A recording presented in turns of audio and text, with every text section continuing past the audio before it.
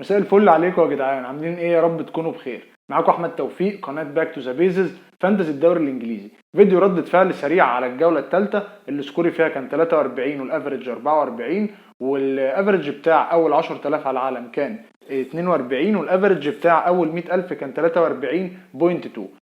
دي ارقام الافرج الاول 10000 و100000 في الاوفر اول. الناس دي فرانك عالي طبعا، ولكن الافرج بتاعها كان تقريبا زي الافرج العادي وقريب برضو من الرقم اللي انا جبته. الناس اللي هتلاقي سكوراتها معديه شويه وداخله في ليفل 70 او 75 ده اكيد استفاد من واحد من الطفرات اللي كانت في الجوله، اللي هم 3 لعيبه ستيرلينج وجوستو اللي اتكلمنا عليهم في تحضيرات الجوله قبل ده على طول، وماتي كاش اللي كان طبعا انفجار الجوله اتكلمت عليه في الفيديو اللي قبل ما استون فيلا تلعب. اصلا الفيديو اللي نزل قبل ده كان قبل ما استون فيلا تلعب، وفاجئني جوه الملعب. لسه كنت بتكلم عليه قبلها واتفاجئت ان هو جايب جونين في اول تقريبا ربع ساعه. فما تقلقش كتير ان انت سكورك الجوله دي قليل لو انت مفيش معاك حد من الثلاث طفرات دول زي بالظبط. لو مفيش معاك حد ما تقلقش، اتكلمنا في النقطه دي قبل كده. التجميعه بتاعتك هي اللي هتفرق معاك، حاول تصبر عليها لو انت مقتنع ان التجميعه دي كويسه.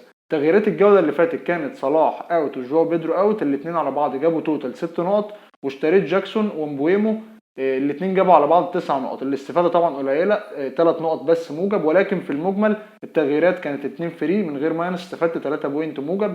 واللي اتفاجئت بيه ان انا ال3 بوينت دول جيت ابص لقيتهم تقريبا فارقين في الرانك معايا حوالي ربع مليون، وانا ما تخيلتش ان انا هلاقي الرقم ده في 3 نقط بس. بمعنى ايه فارقين معايا ربع مليون؟ اللي فوقيه ب3 نقط اعلى مني في الرانك بربع مليون، واللي تحتيه تقريبا ب3 نقط برضه اقل مني بربع مليون. ده معناه ان النقطه الواحده في المكان ده ب 80000 مانجر، 80000 مدرب او اف بي ال مانجر جايبين نفس السكور. الناس عامله كده يا جدعان في بعض، يعني الناس حرفيا في 80000 واحد جايبين السكور بتاع التوتال. ولو انت في المنطقه دي هتلاقي نفس الارقام دي، وكل ما تطلع فوق طبعا كل ما الارقام بتقل، ولكن برضه التكرار كتير جدا. عشان كده قلت لكم الفيديو اللي فات ان مش قبل الجوله الثامنه هيبتدي الافرج يستقر لكل مكان، فما تقلقش من النقطه دي، اصبر على تجميعتك هي اللي هتجيب لك.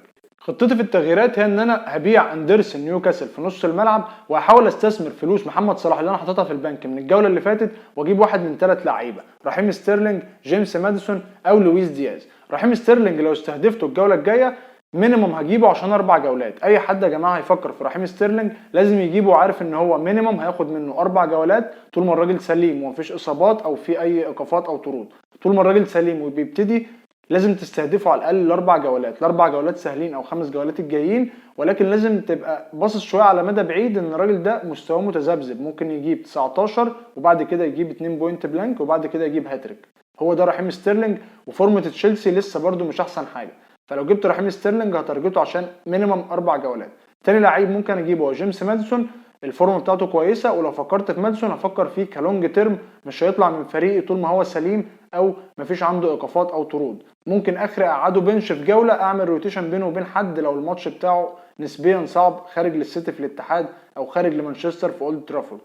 بالنسبه للعيب الثالث هو لويس دياز، لو هشتريه عشان يكون معاه كفر لصلاح من ليفربول لاستهداف ماتشات ليفربول السهل نسبيا الفتره الجايه. عندهم ماتشين هوم في الانفيلد في ال3 جولات الجايين، فتقدر ان انت تستهدف لويس دياز لو خايف شويه من الاونر شيب او نسبه الملكيه بتاعه محمد صلاح ان هو ياثر عليك في الترتيب. الجزء الباقي من الفلوس هحاول ان انا استثمرها الجوله الخامسه في تغييره في الهجوم. هحاول ان انا اجيب ايزاك بديل لواحد من الاثنين، جاكسون او الفاريز. انا مظبط فلوسي من دلوقتي ان انا اشتري ستيرلينج واسيب جزء من الفلوس هيبقى حوالي 1.2 او 1.5 مليون، اقدر ان انا اضيفه على الفاريز او جاكسون واجيب ايزاك الجوله الخامسه. لو رجع من الانترناشونال بريك كويس ومفيش اي مشاكل في التوقف الدولي، ايزاك هيبقى تغييرتي ان شاء الله في الجوله الخامسه. لو عملت التغييره دي هتبقى متعلقه بلاعيب من الاثنين، يا اما الفاريز يا اما جاكسون لازم يمشي، وكل واحد منهم عنده شويه حاجات لازم انت تبص عليها كويس. هقولها لك بايجاز تتابعها عشان تحاول تشتري ايزاك مكان الناس دي لو فكرت فيه. جاكسون معاه انذارين في اول 3 ماتشات، واضح ان تدخلاته عنيفه، وعنده بكره ماتش في الكاس، فممكن ان هو يكون عنده ايقاف قريب. ممكن ان هو 3 او 4 جولات يكون عنده ايقاف بسبب 5 انذارات. وبالنسبه لالفاريز الشامبيونز ليج هيبتدي بعد الجوله الخامسه، فممكن دقايقه تقل شويه، الى جانب التعاقد مع دوكو المهاجم الجديد ممكن ياخد الرول بتاعه شويه او ياخد جزء من الدقائق بتاعته. دي الحاجات اللي تخليك ممكن تبص على الفاريز وجاكسون ليه انا ممكن ادخل ايزاك مكانهم الفتره الجايه. لكن دلوقتي هي رهانات كويسه جدا تقدر ان انت تشتريها او تستهدفها للثلاث جولات الجايين اقل حاجه. بعد كده ممكن تفكر فيهم، ان انا ممكن من الجوله الخامسه افكر ان انا ادخل ايزاك على حساب حد منهم، لان سقف النقط بتاعت ايزاك اعتقد هتبقى اعلى شويه في الفتره دي. تشكيلي بعد التغييرات هيكون كالتالي: ونانا هو الجون 3-4-3، استبانيان وتشيلويل في الدفاع، واللاعب المدافع الثالث ليه هو احمد وزيتش شيفيلد يونايتد، عندهم ماتش ايفرتون هوم. الراجل ده انا مراهن عليه من اول السيزون، لعبته اول جوله والجوله دي تاني مره لعبه. لو كل الناس اتفرجت على ماتش السيتي الماتش اللي فات هتحسوا قد ايه الراجل ده بيهدد الجون، وكان قريب جدا ممكن يجيب جونين في ماتش السيتي. كان في كوره والجون فاضي شاطها من بعيد من تلت الملعب تقريبا، وكوره تانية في اخر الماتش كانت جوه ال6 يارد. ولكن الراجل ده مراهن ان هو يجيب لي مره واحده دبل ديجيت وبعد كده هخلص منه، مش هيطول معايا الا اذا اقنعني اكتر بصراحه، لان في رهانات كتير كويسه بنفس السعر ال4.5.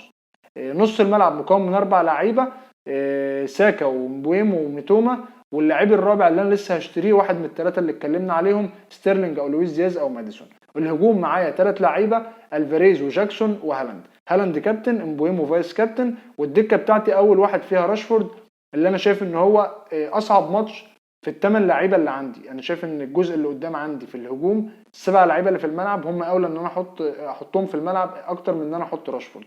عشان كده هحاول ان انا اعمل روتيشن شويه في الحته دي واستغل فلوس محمد صلاح، ويا رب الروتيشن ده يظبط. ممكن اقعد ميتوما في نفس الوقت، انا محتار بين راشفورد وميتوما، واحد من الاثنين هو اللي هيقعد، بنسبه اكبر هيكون راشفورد. تاني دكه عندي بالدوج، واخر دكه عندي جابرييل ارسنال. انا حافظت على جابرييل لغايه دلوقتي مش عشان هو كويس ولا عشان هو حلو، ولكن عشان مش هعمل ماينس في لعيبه قعدوا على الدكه. لو جابرييل عندك في الملعب ولازم تعمل تغييره مدافع اعملها وما تصبرش على جابرييل، ولكن ما تبقاش جابرييل بماينس لو انت هتقعده على الدكه. حتى لو انت محتاج الفلوس بتاعته عشان تجيب لعيب تاني بماينس 4 برضو ما تعملهاش. ودلوقتي وصلنا لاخر فقره في الفيديو، وهي فقره لعيبه تشتريها لو مش معاك ولعيبه تبيعها لو معاك. الفقره دي هتريحك شويه وانت بتعمل تغييراتك لو ناوي تستهدف مدافع او نص ملعب او مهاجم. بالنسبه للدفاع، مدافع تبيعه لو معاك هو جابرييل ارسنال، ومدافع تشتريه لو مش معاك هو اودوجي من توتنهام. 4.6 مليون، ظهير طاير، اتوقع ان هو هيساهم كتير جدا هجوميا الفتره الجايه، الى جانب امكانيه حصوله على كلين شيت.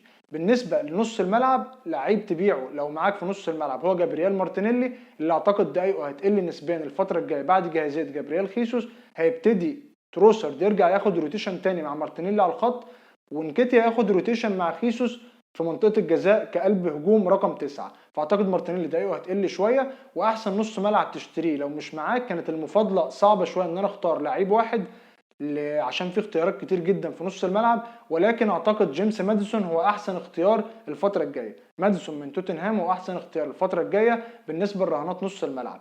2 مهاجمين تبيعهم لو معاك حد منهم، جواو بيدرو وجاكبو ليفربول. و2 مهاجمين تشتريهم لو مش معاك، الكسندر ايزاك نيوكاسل او جاكسون من تشيلسي. اتمنى ان انت تكون استفدت شويه من التغييرات دي، ولو هتستهدف مدافع او نص ملعب او مهاجم تارجت الناس اللي انا قلت عليها في البيع وفي الشراء. واتمنى لو عجبك الفيديو ما تنساش تعمل لي لايك وشير وسبسكرايب، حاول توصل الفيديو لاكبر عدد. حبيت انقل لكم تشكيلتي للجوله الجايه، وهي خطتي للتغييرات الجوله الرابعه والجوله الخامسه بعد الانترناشونال بريك لو الدنيا مشيت تمام ومفيش اصابات. اتمنى ان كل الناس تستفيد من النصايح اللي بنقدمها، واتمنى ان احنا نحسن الرانك كتير جدا الفتره الجايه. اشوفكم على خير، سلام.